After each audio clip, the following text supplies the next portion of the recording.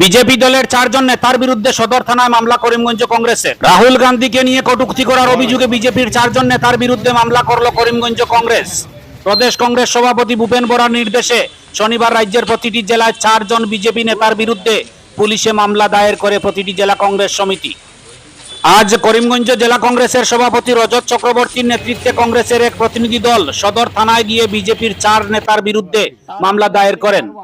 প্রতিনিধি দলে ছিলেন প্রদেশ কংগ্রেসের সাধারণ সম্পাদক আমিনুর রশিদ চৌধুরী, কংগ্রেস নেতা আব্দুস সবুর তাফাদার, বদরপুর ব্লক কংগ্রেস সভাপতি জাকারিয়া আহমেদ পান্না, আইনজীবী জ্যোতিষ পোরকাইস্ত, জেলা কংগ্রেসের সাধারণ সম্পাদক শাহাদত আহমেদ চৌধুরী, শম্ভু পোরকাইস্ত প্রমুখ। ব্যুরো রিপোর্ট, আমার সোনার কালীগঞ্জ। আপনারা নিশ্চয় অবগত আছেন, আমাদের ভারতীয় জাতীয় কংগ্রেসের সর্বভারতীয় নেতা, বিরোধী দলপতি রাহুল গান্ধীর বিরুদ্ধে বিজেপির কিছু সংখ্যক সদস্য এবং মন্ত্রী পর্যায়ের লোক কিছুদিন থেকে বিভিন্ন মন্তব্যের মাধ্যমে রাহুল গান্ধীকে প্রাণে মাটি দিচ্ছেন। এই সমস্ত কিছু আমরা দীর্ঘদিন থেকে অনুধাবন করতে পারছি, আমরা শুনতে পাচ্ছি। আজকে সমগ্র আসাম রাজ্যে আমাদের রাজ্যিক সভাপতি ভূপেন বরার নির্দেশক্রমে সমগ্র আসাম রাজ্যের প্রত্যেকটি জেলা কংগ্রেস আজকে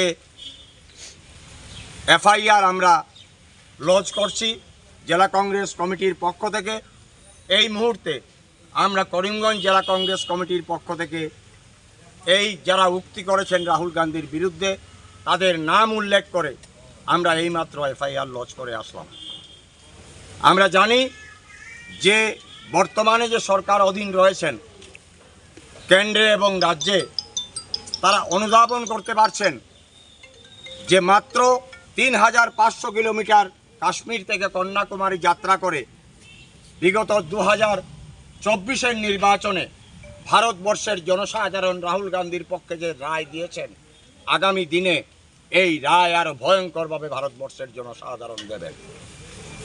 এবারের নির্বাচনে ভারতবর্ষের অগণিত মানুষ, 140 কোটি মানুষ রাহুল গান্ধীকে বিরোধী নেতা তৈরি করার জন্য, বিরোধী নেতার ভূমিকা পালন করার জন্য ভোট দিয়েছেন।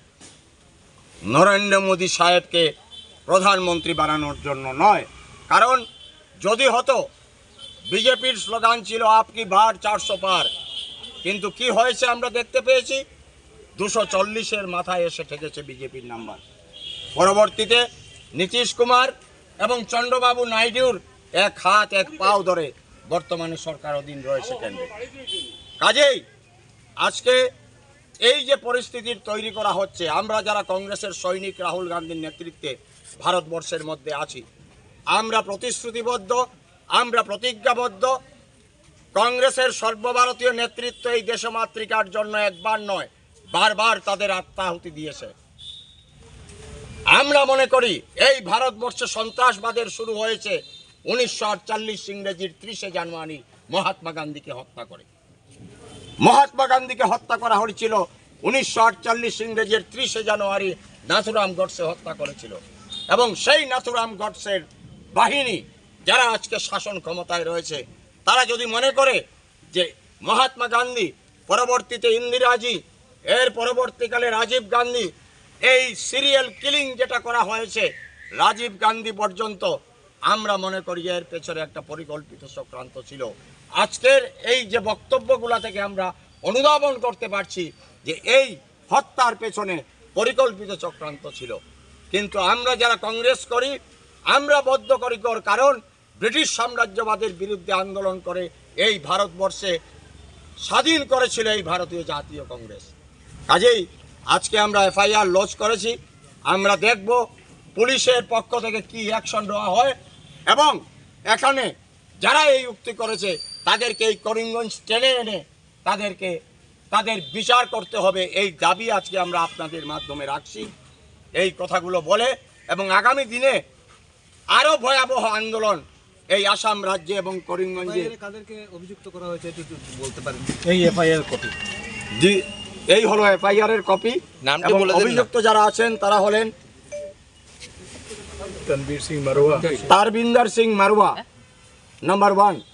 नंबर 2 রবনীত বিট্টু, যিনি বলেছেন জিহ্বা কেটে দিতে হবে।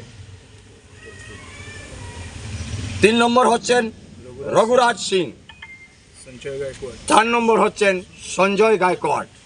এই 4 জনকে অভিযুক্ত করে আমরা এফআইআর আজকে লজ করেছি এবং আমরা বিশ্বাস করি এই ভারতবর্ষ গণতান্ত্রিক দেশ, প্রত্যেকের বিচার ব্যবস্থার উপর আমাদের সম্পূর্ণ বিশ্বাস রয়েছে।